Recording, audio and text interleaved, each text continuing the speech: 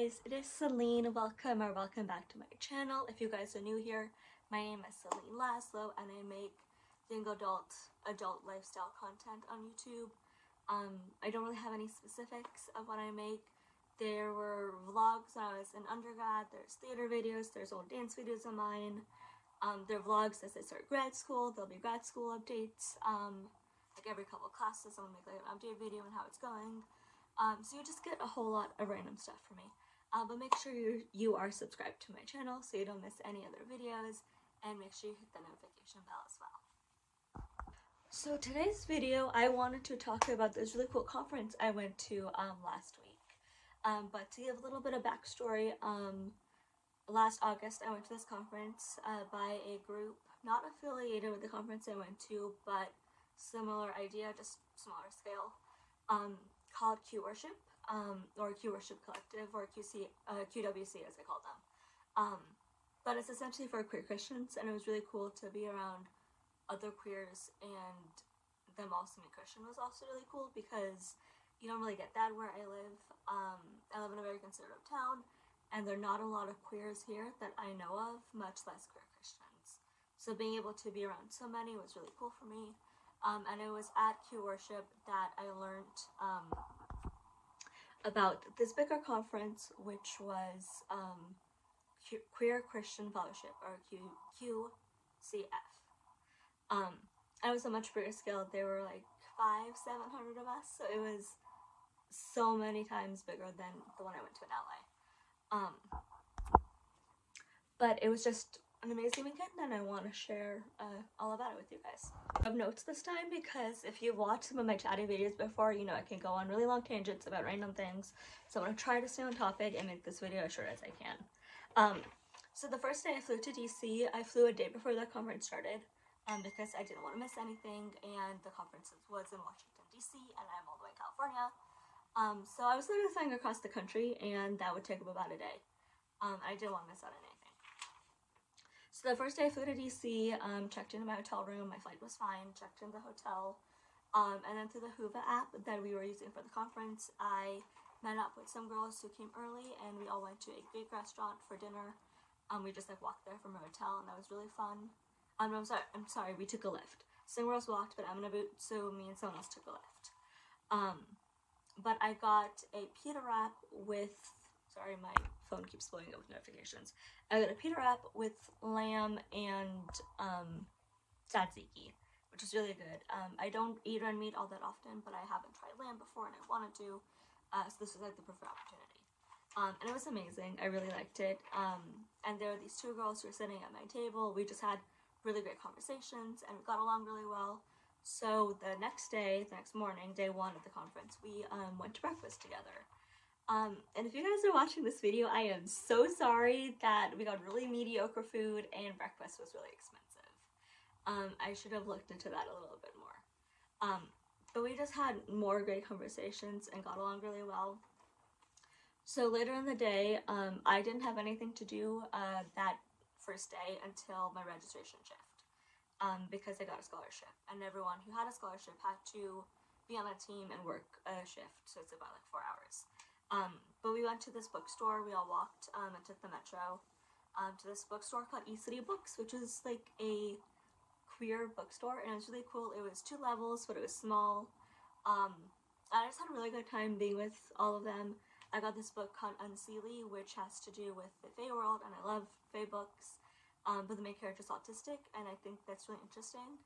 So yeah, I'm going to really enjoy reading this book whenever I do end up reading it. But then we went to a little like French cafe for lunch, and I got this like mozzarella and tomato sandwich that was really, really good. And I think I had my Dunkin' coffee that I finished. So then we kind of split into 2 groups. Half of us went back to the hotel, and then the other half went to the Smithsonian, and I'm still really jealous I didn't get an opportunity to go to the Smithsonian because I really wanted to. I really wanted to get that like, picture of the Smithsonian so I could post on my Instagram, "Hey fellas, do you know where the Smithsonian is? I gotta pick up a fossil," which is a Natasha Romanoff quote. I really wanted to use that quote as an Instagram caption, and I'm very salty, as you can tell, that I didn't get to go. But I went back, did my registration shift, I was really tired and like extroverted out. So I definitely wasn't my like usual peppy self.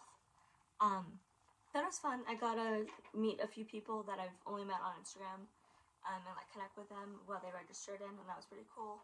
And then I think I went to the hotel bar and had dinner that day, and chatted with like another girl who was there.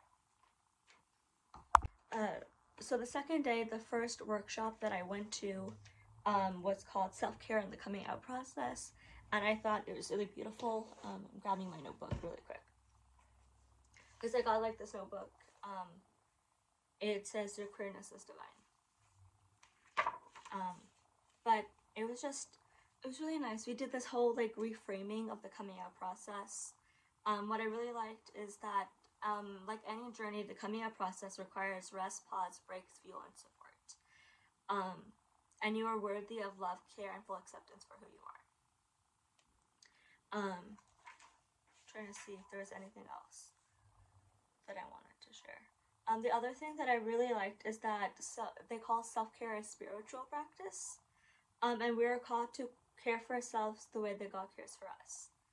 I never really thought about it that way. And so having that reframed, I think was really important for me. Because now I'm starting to be more protective of my self-care routines.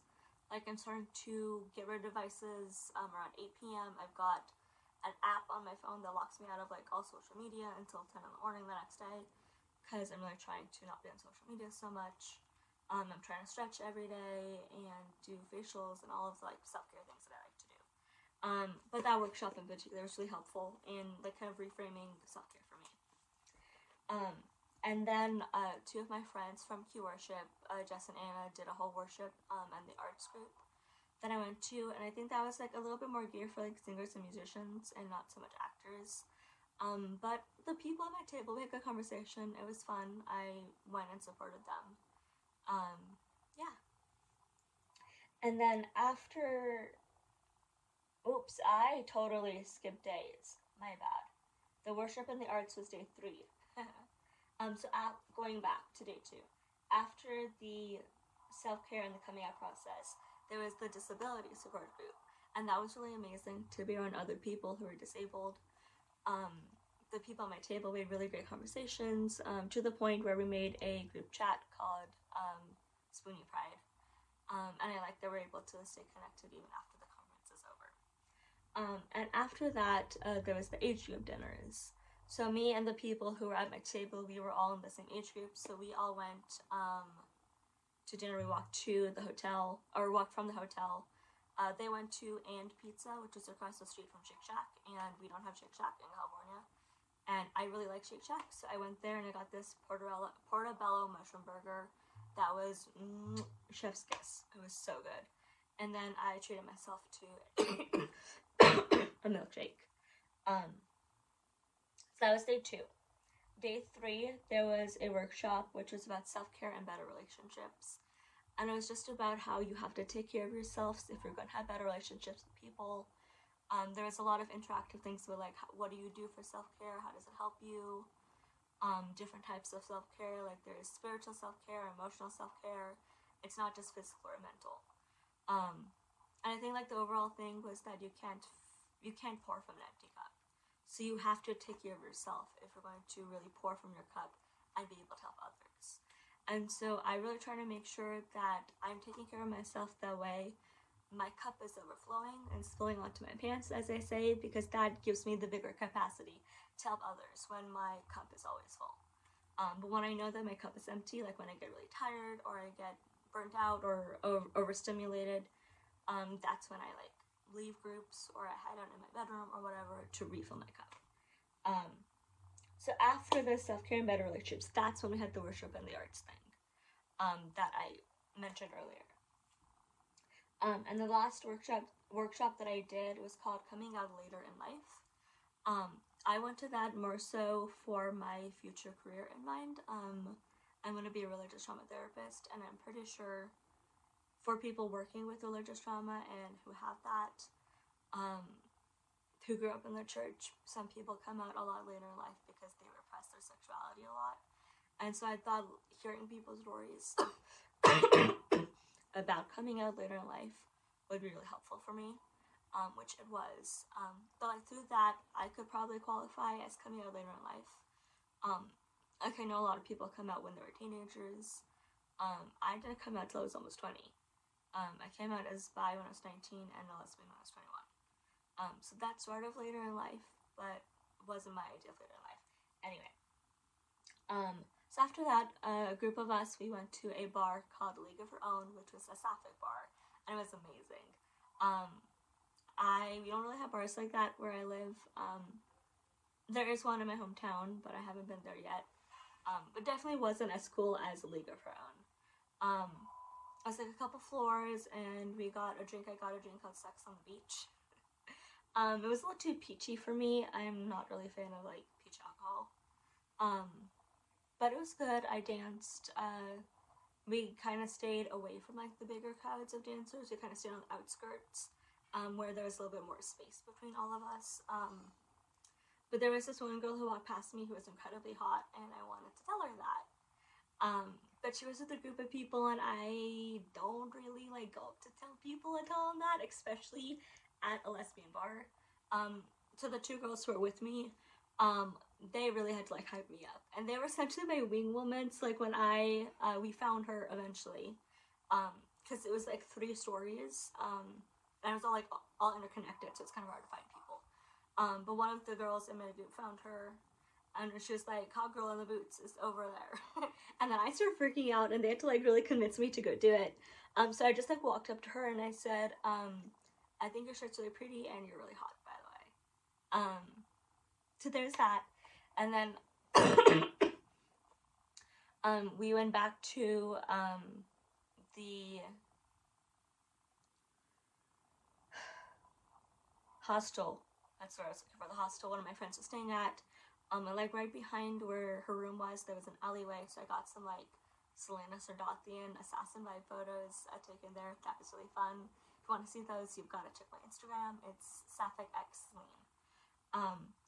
And then I got back to my room around midnight. Which, like, I never do stuff like that. I never did stuff like that growing up, and I never do stuff like that. So that was a really fun experience for me. And then one of the days, there was a girl that I'd met briefly on Instagram, and I wanted to get a picture with her. And the times that we ran into each other, there was just never an opportunity to get a picture with her. But she and some of her musician friends were like having a little jam session, and she kind of invited me to like join them, which I thought was really cool because I'm not a musician. I've only just started to learn how to play the cajon, but I'm not very good at it yet. But I got to like hang out with them. They were at least 5+ years older than I am. So I was kind of scared like whatever music they were gonna play was like songs I didn't know. But surprisingly, all the songs that they did jam to and sang, I knew. So even though I was coughing a lot and couldn't sing full out, I was able to like quietly sing along with them. I took some videos and I got pictures, and that was really fun. It was like I get to be with the cool kids. It was a great moment for me. And then the last day was the service. I got to the service a little bit late because it was really early in the morning, and I was trying to stay on California time, which means I'm not waking up for groups at 8 in the morning because that's 5 o'clock where I live. I'm not doing that. Anyway, so I get to the service, I listened to it. It was really just about like God loves us, love everyone else, that kind of thing. There was communion, and then we did this really cool thing where we all went to like the outer skirts of the tables where we were sitting, and we all held hands if we wanted to, and we all did like an inhale in and an exhale out as like one body, and I thought that was really beautiful to like all of us be one body for a moment. And then you like go around to people and you were saying like, "Oh, thank you for impacting me, great to see you," that kind of thing. So I got to like say hi to people and say goodbye and like hope to see you again kind of thing. And then my friend Star trailed, and I went out and I got myself my 6th tattoo, which is this guy right here. It says, "I will not be afraid." It is from the Throne of Glass book series. If anyone has been around me for like any length of time, I'm obsessed with the series. to the point that in queer spaces and around my close friends, I use the name Selene, which is Selene and Yelena. So my first and my middle name put together, which is the name of the main character in the series. I even have like the Eye of Elena necklace that she gets in the first book or second book. But like the whole "my name is Selena Sodathian and I will not be afraid" is an affirmation that's present throughout the entire series, and it's something that's come to mean a lot to me with my own affirmation practice. And so I got it as a tattoo, and that is my like phrase for the year, and probably will be the phrase for the rest of my life. It's "my name is Selene László and I will not be afraid."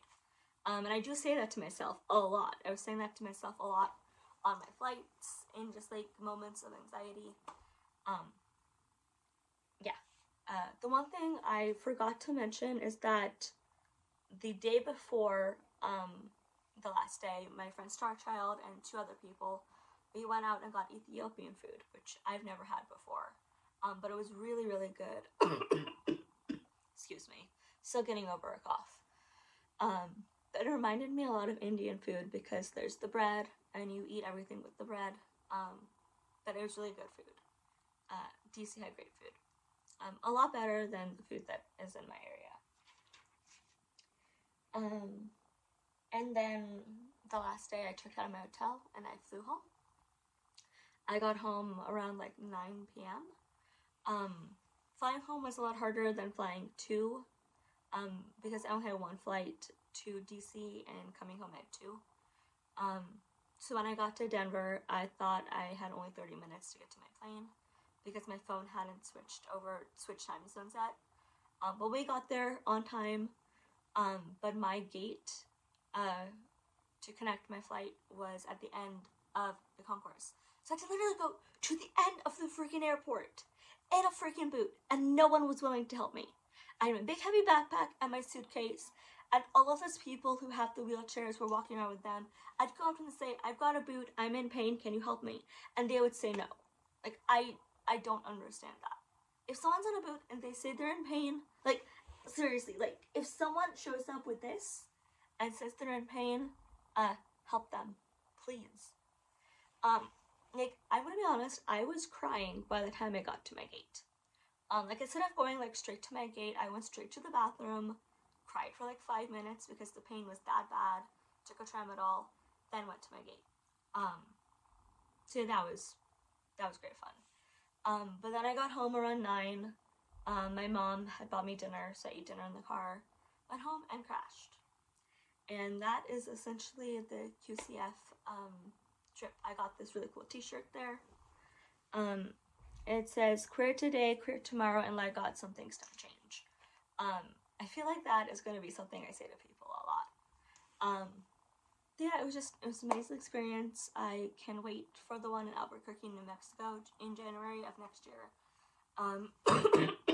My mom was talking about making like a family trip, so she and my dad can go out photograph and I can go to the conference. But now I just have to like hold on until July, when Q Worship has their next weekend conference thing in Texas this year, and it ends 3 days before my birthday. So I think that is like a really good way to like celebrate my birthday with all my queer friends. And it would be really cool to have like a mini birthday party for me, like one of the classmates there.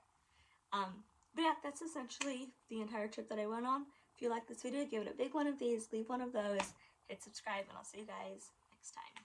Bye.